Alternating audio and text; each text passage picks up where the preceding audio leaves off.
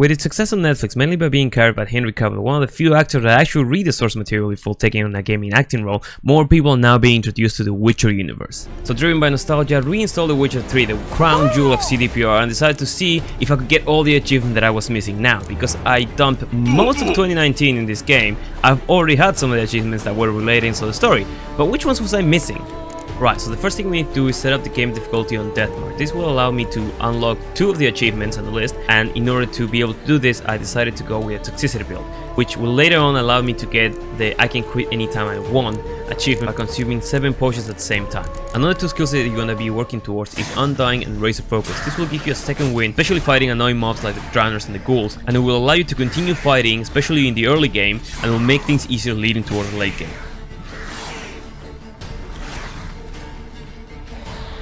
The second thing we need to do is get money. So in order to do this, we're going to sell everything we can find under the sun to any of the vendors that we can. To maximize the amount of money we get from skins, we're going to go to the tavern. To maximize the amount of money we get from swords and armor, we're going to go to the armorers and the swordsmiths. And another trick that I found, which is completely not an exploit, is killing pigs with Igni, meditating, allow them to respawn, and keep doing that until they stop respawning. This will get us a bunch of pig skins that we can sell, and also next to the pigs we got the cows, which allowed us to unlock the Moo-rderer achievements by killing 20 cows. But be careful, if you kill too many all at once, you'll activate the charge.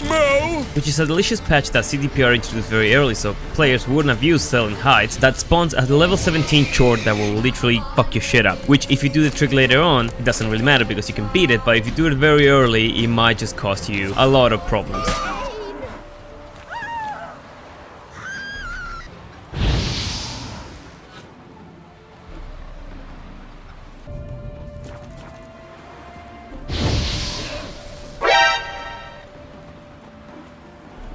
Lucky for me, the chore didn't spawn. Now, once you sell all those hides in the tavern and you're selling anything else you don't use like the glyphs and the runes, the next thing you have to do is sell to Nobrigad, even if you're very early on in the game, so you can access Bibaldis to switch any extra currency into crowns. You're gonna need all this money to complete the next quest. Armor Dangerous and Dress to Kill require you to find and unlock all the elements of one Witcher gear, so depending what playstyle you want to have in that run, that's the armor you're gonna hunt early on. I chose the School of the Cat, but to craft all the armor pieces and swords that you need, you're gonna need a lot of money, so you better start saving up as soon as possible. The last 2 quests you're gonna be working on from the early game are Car Collector and Master Marksman. This last one, only 1.5 of all players completed, and you'll understand why in a sec. For the Car Collector, basically what you have to do is play as many people as you can that give you the option to do so. Each vendor gives you at least 1 card, so you're gonna have to go around finding each one of them, and I only happened to finish this quest when I bought the last cards in my first tavern in Tucson.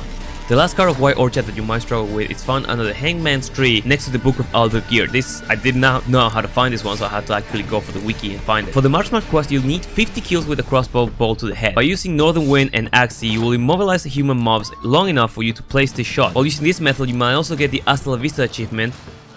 Hasta la vista. But arm yourself with patience, because the aim in this game is not exactly what we call precise.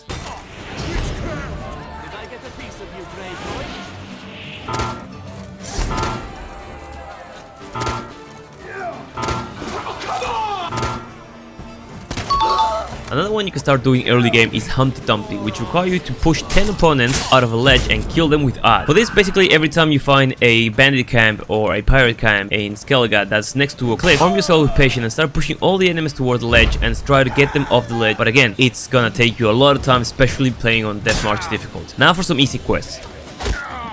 What was that requires you to perform a parry, an attack, assign and throw a bomb all in under 4 seconds. Do it in that order and you shouldn't have any problems getting it. Alright, so let me get close to him and down back 4x. Boom, baby. To get Overkill, equip a double puffball and a dancing star on the bomb slot, and either a broadhead bolt in the crossbow or bleeding runes on your steel sword. Every time you encounter a group of bandits, start by throwing both bombs and firing a couple of bolts. That will inflict all 3 elements on some enemies, and after a few camps you should be able to get this achievement. After you've done this one, begin That's the Evilest Thing by lighting an enemy on fire with Igni and then throwing a dragon stream bomb at them. This will also work if you start with a dancing star instead of the sign. Do this 10 times and you should be able to get this achievement. It's actually really fucking easy. In order to get Kaer and Morhen trained, the easiest way to complete this quest is to fight in a bare knuckle boxing match. Just stand there and perfect parry 10 blows and you'll get this achievement. As a reference, remember that the enemy health bar shines a little bit red before each attack. A couple of quests that I left for the late game are the enemy of my enemy and return to sender, mainly because they require to tech into the different skill trees in order to get the specific abilities to complete, and that was just diverting from my original playstyle. From there, just continue to play the game, enjoying all its delicious glitches like the one I got towards the end of the game where Calantir was kind enough to stay there where I killed him, defeat Eriden, tell Sirish his best babe, and you're done. You finish the game on Death March. Let's try it out then.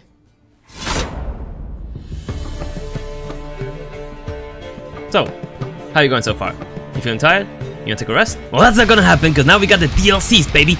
So last time I started with Blood and Wine, so this time I want to start with Hearts of Stone. So the good thing is that most of the achievements here are driven just by the story. The hardest ones worth mentioning are Wild Rose Dethroned, which requires you to roam around the map, killing all the fallen knights and raiding the camps. On each one you will find a letter that will put a question mark on the map indicating where the next camp might be. So while doing this, you will also find the Ophiri gear blueprints that you'll need for completing the quest of collecting all the Ophiri and horse gear quest. My advice as well is loot as many swords and armor as you can and just sell them because they go up for a really good price. Curator of Nightmares and Many Against One are part of the main story of the Von Everex. Complete all the members of Iris while you're in the mansion, and when you get to the final battle you should be facing at least 6 nightmares. All you have to do to work them up is hit them with odd, hit them with a sword, or even with a bomb. Once you got all 6 attacking you, defeat them and you'll get the achievement. Now, if you're still rocking on Death March, congratulations, you're one tough motherfucker. The problem is, the nightmares are also very tough motherfuckers, and I can't explain how hard it was to move around the tiny area they give you to fight these fuckers while they throw unblockables at you. The main strat that worked for me is hit them as many times as I can while they were waking up, and then using Dancing Star to have them burning all in the same place, and while everyone was immobilized, just concentrate on one and hit them as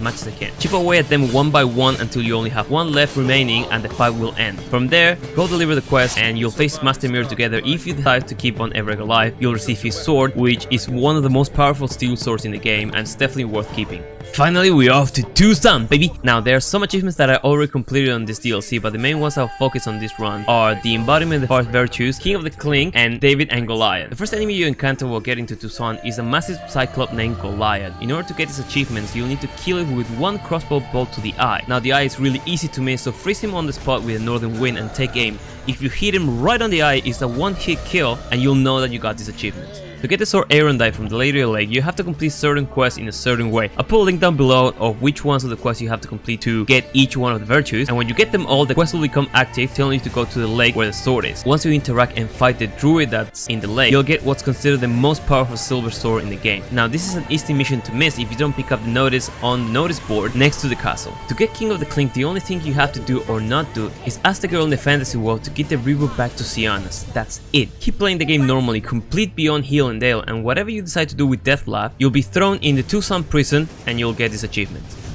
For the Kill It achievement, in order to win a round with 187 strength or more, I recommend going with a Nilfgaard deck and the ability to remove a card from your opponent's discard pile. This will give you the most chance of drawing, with Nilfgaard being the only faction that can have up to 5 spy cards plus 2 decoys to bounce more from your opponent. From there, it was just a matter of taking missions one by one in order to get Geralt the Professional. Side note, equip the Professor Spectacles that you get from the auction to get some extra fashion points.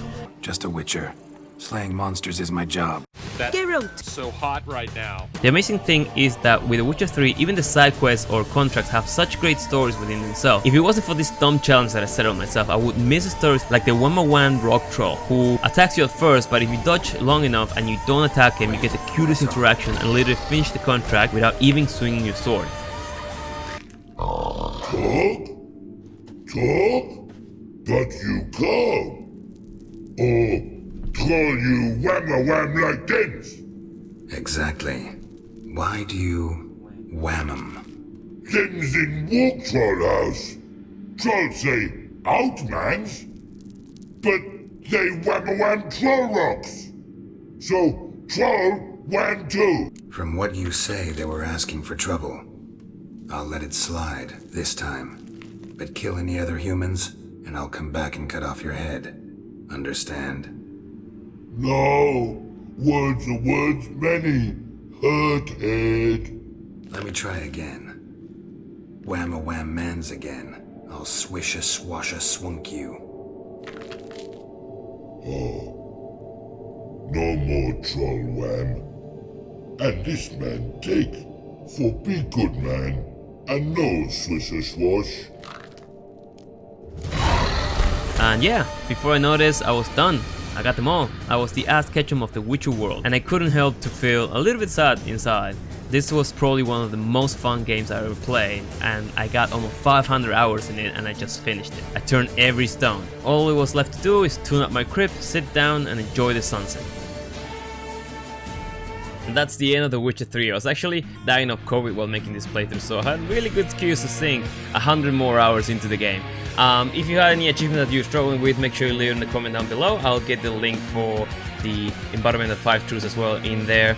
And yeah, if you like this video, leave it a like and maybe check this one next. Who knows, you might like it. Alright, take care.